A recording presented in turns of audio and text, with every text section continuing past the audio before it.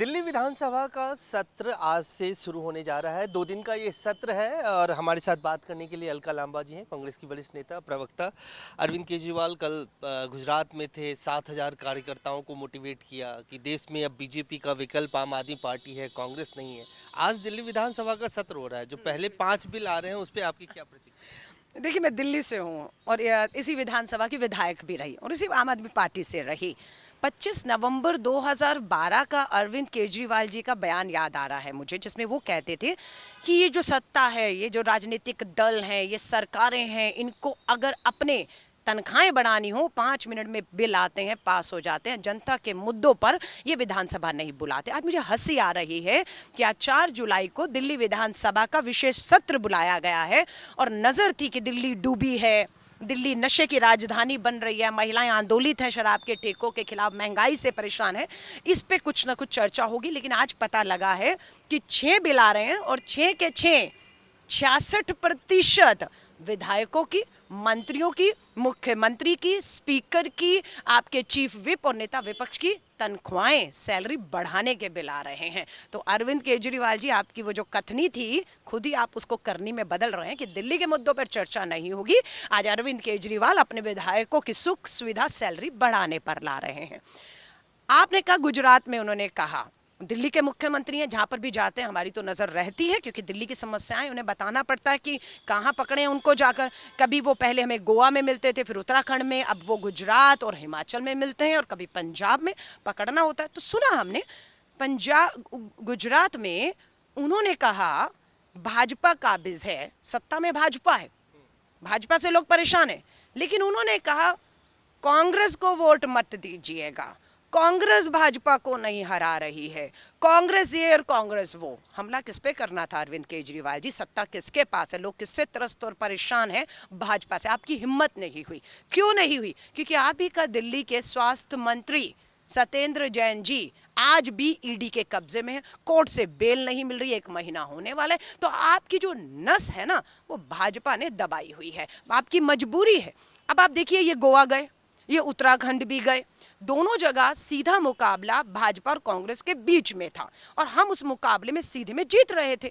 अब भाजपा की जो बी टीम आम आदमी पार्टी है, वो दोनों राज्यों में पहुंची। क्या हुआ? 2-3% वोट मिला नहीं। वोट जो एंटी बीजेपी था या कांग्रेस का वोट था, उसको बांटा और भाजपा को सत्ता, भाजपा की बी टीम आम आदमी ने सौंप दी, उत्तराखंड में भी और गोवा में भी। अब आप सीधा मुकाबला, हिमाचल के 22 उपचुनाव हुए, 3 विधानसभा और मंडी का लोकसभा। सीधे मुकाबले में डबल इंजन सरकार फेल हुई, लोगों ने कांग्रेस में विश्वास जताया और हमने वापसी की। अब फिर वही भाजपा की बी टीम पूरी तरह या तो आपको गुजरात और हिमाचल में सक्रिय दिख रही है और दोनों जगह भाजपा की सरकार है, लेकिन हमला सरकार पर नहीं, सवाल सरकार पे नहीं, सवाल विपक्षी कांग्रेस से हो रहे हैं। लेकिन अलका जी, ये भी तो सच्चाई है कि पंजाब में आम आदमी पार्टी ने आप लोगों से सत्ता छीनी। अब आप कहेंगे कि वहाँ भाजपा से लड़ाई नहीं थी, कांग्रेस, अकाली दल, आम आदमी पार्टी पहले भी वहाँ पे अच्छे परिणाम दे चुकी थी। आज मैं आपसे सवाल पूछ रहा हूँ कि भगवंत मान सरकार अपना कैबिनेट रिसफल करने जा रही है। 100-150 दिन की सरकार हो चुकी है। आपको लगता है कि इस रिसफल के बाद, वहाँ के भी स्वास्थ्य मंत्री जेल में है जैसे सत्येंद्र जैन है, तो एक आपको लगता है कि एक इससे इमेज मेकओवर होगा, सरकार कुछ अच्छा काम देखिए, बड़े एम्बिशंस के साथ आएगी? दिल्ली एक लंबा आंदोलन हुआ, उस आंदोलन में कितना भाजपा, आरएसएस और वो सारे नेता जो केंद्रीय मंत्री हैं उस अन्ना हजारे जी के मंच पर थे, वो एक बड़ा हुआ। कांग्रेस ठीक है, मजबूत संगठन तौर पर हमें दिल्ली में वापसी के लिए करना है। पंजाब की अगर आप मुझसे बात करेंगे, बिल्कुल ये सच्चाई है, भाजपा है ही नहीं पंजाब में, ताकत लगा दी उसने, फिर भी नहीं आ पाई। अब पंजाब में आम आदमी पार्टी है, लेकिन अभी संगरूर लोकसभा का चुनाव मत भूलिएगा। भगवंत मान जो मुख्यमंत्री बने, 2 बार वहीं से सांसद रहे, हार गई आम आदमी पार्टी वहां से चुनाव। अभी जब पंजाब जीतते उसके तुरंत बाद संगरूर लोकसभा में पहले आम आदमी पार्टी के 4 सांसद थे, 4 में से 1 रह गए और अब 0 हो गई। वो देश का सपना देखते हैं, राष्ट्रीय पार्टी है, लेकिन लोकसभा के अंदर आम आदमी पार्टी का अस्तित्व 0 हो चुका है। सो अब मैं आपसे साफ कह रही हूं, भाजपा की बी टीम बनकर भाजपा के एंटी इनकम्बेंसी वोट जो है, जो कांग्रेस की तरफ पूरा हिमाचल की तरह आ रहा है, आया भी आपने देखा उपचुनाव में, उसे किसी तरह डिवाइड करके ईडी से अपने भ्रष्ट मंत्रियों को बचाने की एक प्रयास है, जनता इसको समझ रही है। एक आखिरी सवाल, हिमाचल में चुनाव होना है और पहले भी आप लगातार हिमाचल में बहुत कैंपेन किया आपने, हो सकता है आगे भी और बड़ी जिम्मेदारी आपको मिले। हिमाचल में आम आदमी पार्टी जिस तरह से अपना प्रेजेंस बढ़ा रही है, कांग्रेस के लिए कितना खतरा है? क्या हिमाचल में भी वही दोहराया जाएगा जो बाकी स्टेटों में हुआ आम आदमी? देखिए, मैं फिर कहूंगी, हमारा हिमाचल हो गुजरात, सीधा मुकाबला भाजपा से है। हम इधर उधर नहीं देख रहे हैं। हमें मालूम है एक चुनौती बनकर भाजपा की बी टीमें वहाँ सक्रिय चुनाव के दौरान होती हैं और उसके बाद वो खत्म हो जाती हैं। आप देखिए, इनका हिमाचल की पूरी आम आदमी पार्टी की यूनिट भाजपा में शामिल हो गई। सूरत में इन्होंने दावा किया हम जीत गए स्थानीय चुनाव, लेकिन उसके बाद क्या हुआ, सारा सूरत की लीडरशिप भाजपा में वापस चली गई। तो ये सब भाजपा के कार्यकर्ता हैं जिन्हें शपथ दिलाई जा रही है, इनको आम आदमी में ये शामिल करके दिखाया जा रहा है कि आम आदमी पार्टी का अस्तित्व है, लेकिन वो सिर्फ इसलिए दिखाने के लिए कि लोगों को लगे कि आम आदमी पार्टी भी रेस में है, इसलिए एंटी इनकम्बेंसी, बीजेपी का वोट, कांग्रेस का वोट काटे, बस उससे ज्यादा नहीं है। ये सब भाजपा में आए हैं, भाजपा में वापस जाएंगे, आप देखेंगे। तो इसीलिए चैलेंज हमें इनसे नहीं है। और जहां तक हिमाचल की बात की है, मुझे खुशी है कि पंजाब के चुनाव में मुझे मीडिया प्रभारी के तौर पर जिम्मेदारी दी, गोवा के चुनाव में दी।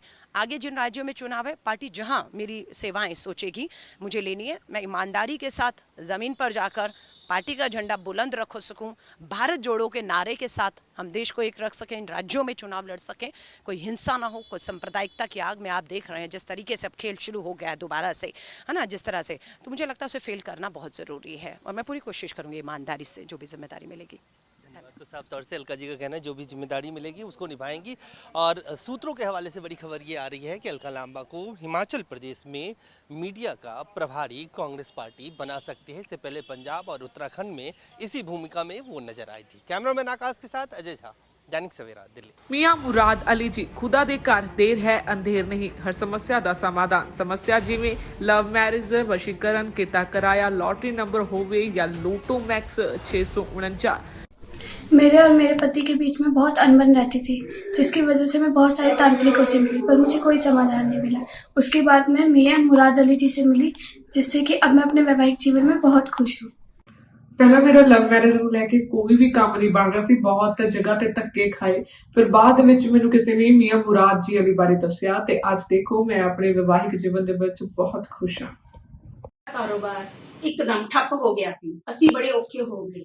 ਫਿਰ ਸਾਨੂੰ ਕਿਸੇ ਨੇ ਮੀਆਂ ਮੁਹੰਮਦ ਅਲੀ ਜੀ ਬਾਰੇ ਦੱਸਿਆ, ਉਹਨਾਂ ਨੇ ਸਾਡੀ ਸਮੱਸਿਆ ਦਾ ਚੰਗੀ ਤਰ੍ਹਾਂ ਜੜੋਂ ਨਿਪਟਾਰਾ ਕਰ ਦਿੱਤਾ। ਹੁਣ ਅਸੀਂ ਬਹੁਤ ਖੁਸ਼। ਹੁਣੇ ਕਾਲ ਕਰੋ 98417 18786 97797 24075।